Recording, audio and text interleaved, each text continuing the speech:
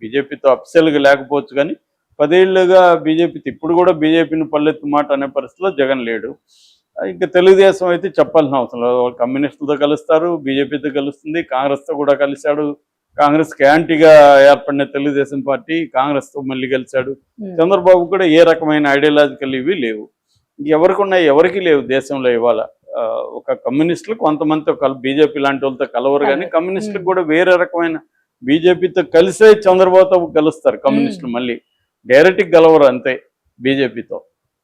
అంత తప్ప ఎవరికి కూడా ఇవాళ ఐడియాలజీ అనేది ఏమీ లేదు. అధికారమే పరమావధి.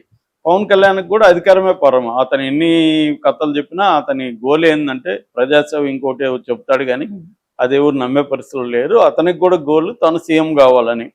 తను సీఎం కావాలనుకున్నప్పుడు దానికి ఎవరు ఉపయోగపడితే వాళ్ళతో కలవడానికి అతనికి. కాకపోతే ఇక్కడ ప్రాబ్లం ఏంటంటే మిగతా వాళ్ళు ఆ స్థాయిలో ఐడియాలజీ గురించి మాట్లాడరు. అతను విపరీతమైన కన్విక్షన్ ఉన్నట్టు దానికి పద్యాలు, కవిత్వము ఇవన్నీ జోడించి ఆవేశంతో ఊగిపోతూ మాట్లాడతాడు. అక్కడ పవన్ కళ్యాణ్ పట్ల విమర్శ. మిగతా వాళ్ళు మామూలు ఇప్పుడు చంద్రబాబు అలా మాట్లాడు, మిగతా వాళ్ళు జగన్ మాట్లాడు. పవన్ కళ్యాణ్ మాత్రం దానికి ఏదో ఒక పెద్ద బిల్డప్ ఇచ్చి గతంలో చెగువెరా అనేవాడు, అంతకుముందు మాస్టర్ జీ అని దళిత కవితో తిరిగేవాడు బిగినింగ్లో.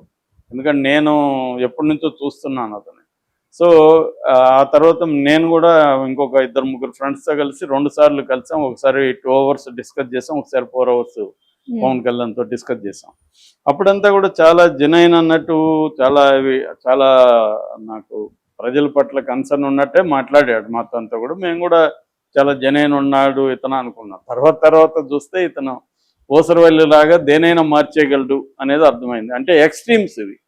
ఇప్పుడు కమ్యూనిస్ట్ పార్టీలో ఉన్నారు వాళ్ళు, కనీసం ఎక్స్ట్రీమ్స్కి వెళ్ళరు, ఒక పరిధిలో ఉంటారు. పవన్ కళ్యాణ్కి ఏవి లేవు అనేది అర్థమవుతుంది. ఏ రకమైన ఐడియాలజికల్ మూవింగ్స్ అనేవి లేవు ఆయన. సో చెగువెరా అనేవాడు ఒక ఎక్స్ట్రీమ్ రెవల్యూషనరీ, ప్రపంచవ్యాప్తంగా రెవల్యూషనరీ ఐడియల్ అనమాట, ఆదర్శం. అలాంటి వ్యక్తి నా ఆదర్శం అని చెప్పాడు. కమ్యూనిస్టులతో ఉన్నాడు, దాని తర్వాత దళిత వాదులతో తిరిగాడు. మన ఆమెవరు మాయావతి వచ్చినప్పుడు కాళ్ళకు మొక్కాడు. ఈ అతి చేస్తాడు అనమాట. ఏది చేసినా పవన్ కళ్యాణ్ అతి చేస్తాడు కాబట్టి ఆయన మీద బ్యాలెన్స్గా ఉండడం, ఒక మోడరేట్గా ఉండకుండా దాంట్లో ఏదో ఎక్స్ట్రీమ్ అన్నట్టుగా అందరు కమ్యూనిస్ట్ కంటే నేనే పెద్ద కమ్యూనిస్ట్ అనడం, అందరికంటే ఇది నేనే అనడం, ఈవెన్ దళితుడిని నేనే రెల్ల కులం నాది అనడం, ఈ ఎక్స్ట్రా వ్యవహారాలు పవన్ కళ్యాణ్ చేస్తాడు. ఏది చేసినా ఒక మోడరేషన్ అనేది లేదు ఆయన. ఇప్పుడేమో ఎక్స్ట్రా వెళ్ళిపోయి అసలు బీజేపీ వాళ్ళకంటే కూడా ఇతనే సనాతనం బోర్డు పెట్టాలని బీజేపీ వాళ్ళు, ఆర్ఎస్ఎస్ వాళ్ళే ఇతను డిమాండ్ చేస్తున్నాడు. సనాతనం అనేది ఏందో డిఫైన్ చేయలేదు ఇప్పటివరకు. అతను సనాతనం అంటే ఏంది అని డిఫైన్ చేయలేదు. అదొక మిథ్యా పదార్థం లాగా ఎవరికి వచ్చినట్టుగా డిఫైన్ చేస్తారు సనాతనం అంటే. రీసెంట్గా చిలుకూరు బాలాజీ టెంపుల్ ఆయన రంగరాజన్ సనాతనం ఏమన్నా అంటే దాంట్లో అసమానతలు లేదు, దళితుల పట్ల అసమానతలు, స్త్రీల పట్ల అసమానతలు లేని సనాతనం అంటున్నాడు ఆయన.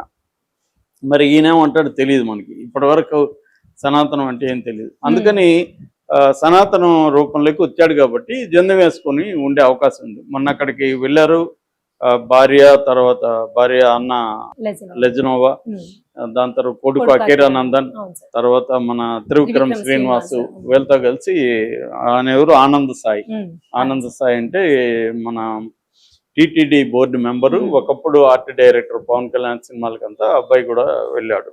సో వీళ్ళంతా వెళ్ళినప్పుడు పవన్ కళ్యాణ్ బట్టలు తీసేసి మునగతో ఉన్నాడు. భార్య మునగట్లేదు, అలాగే ఆమె అట్లా ట్రై చేస్తుంది. ఎందుకంటే ఆమె క్రిస్టియన్. విచిత్రం అంటే ఇతనేమో ఇక్కడ హిందూ ధర్మం సనాతనం ఉంటాడు, ఆయన భార్య క్రిస్టియన్, ఆయన పిల్లలు కూడా 2 పిల్లలు అక్కడ క్రిస్టియన్సే. సో వాళ్ళు చర్చికి వెళ్తారు, వాళ్ళు క్రిస్టియన్స్కి ప్రాక్టీస్ చేస్తారు, ఈయన సనాతనం ఉంటాడు. ఇదే విచిత్రం. ఇప్పుడు మతాంతర వివాహం చేసుకున్నప్పుడు మళ్ళీ ఈ డ్రామాలంతా ఎందుకు అంటే రాజకీయంగా. ఇప్పుడు ఈయనే కాదు, ప్రతి ఒక్కరు కులాంతర వివాహం చేసుకున్న వాళ్ళు కూడా మళ్ళీ కులాన్ని పాడలా అవుతారు. మతాంతర వివాహం చేసుకున్న వాళ్ళు కూడా మళ్ళీ ఏది రాజకీయాలకు ఉపయోగపడితే అది చేస్తారండి. సింపుల్ చెప్పాలంటే తమ గోల్కి ఏది ఉపయోగపడితే దాన్ని, వాళ్ళకి మతం లేదు, కులం లేదు, ప్రాంతం లేదు, ఏదీ లేదు. తమ గోల్ ఏదో ఉంటుంది, వ్యక్తిగతమైన గోల్. ఆ గోల్కి ఏది ఉపయోగపడితే అది వీళ్ళందరూ కూడా ఫాలో అవుతారు. ఇతను కూడా అలాగే ఫాలో అవుతున్నాడు, పవన్ కళ్యాణ్ కూడా. అందుకని జందం వేసుకుంటా. రెండోది ఏంటంటే పవన్ కళ్యాణ్ మనం గమనిస్తే ఒక గాంధీని, ఒక ఎన్టీఆర్ని వీళ్ళని ఫాలో అవుతాడు. అంటే public perception, public performance important అనమాట. పబ్లిక్ లేకి ఏది వెళ్తుంది, నా వేషం ఎలా ఉండాలి, ఇవన్నీ అందులో సినిమా నుంచి వచ్చాడు కాబట్టి ఆయనకి ఐడియా కూడా బాగా ఉంది.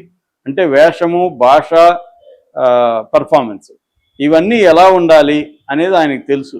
ఎలా ఉంటే ఎలా జనంలోకి వెళ్తుంది అనేది, అందుకనే వేషాలు కూడా మారుస్తూ ఉంటాడు పవన్ కళ్యాణ్. ఎందుకంటే ఎటువంటి ఇమేజ్ జనంలోకి తీసుకుపోవాలనేది ఒక ప్లాన్ ఆయనకు ఉంది. ఆయన ఆవేశం అంతా కూడా ఫేకే, ఆయన ఆవేశం రియల్ కాదు. ఆయన ఆవేశంగా ఉన్నట్టుగా ఒక యాక్టింగ్లోకి వెళ్తాడు. ఎందుకంటే జనాల్ని ఇంప్రెస్ చేయాలి. ఆయనకు తెలుసు ఆయన అభిమానులు ఎక్కువగా పెద్దగా ఎడ్యుకేషన్ లేని లంపెన్ యూత్, వాళ్ళకి ఇవన్నీ బాగా పనిచేస్తాయి. ఎడ్యుకేషన్ ఉండి థింక్ చేసేవాడికి పనిచేయదు, వాళ్ళకి అర్థమైపోతుంది. కానీ తనకి ఉన్నది వాళ్ళు ప్రధానం కాబట్టి వీళ్ళని ఎలా ఇన్ఫ్లుయెన్స్ చేయాలనేది ఆయనకి ఒక క్లారిటీతో వెళ్తున్నాడు అనమాట. అలాగే జందెం వేసుకున్నాడు. అంత తప్ప దాని గురించి అంతకంటే వేరే చర్చ. జందెం వేసుకో దానికి రకరకాలుగా నెట్లో డిస్కషన్స్.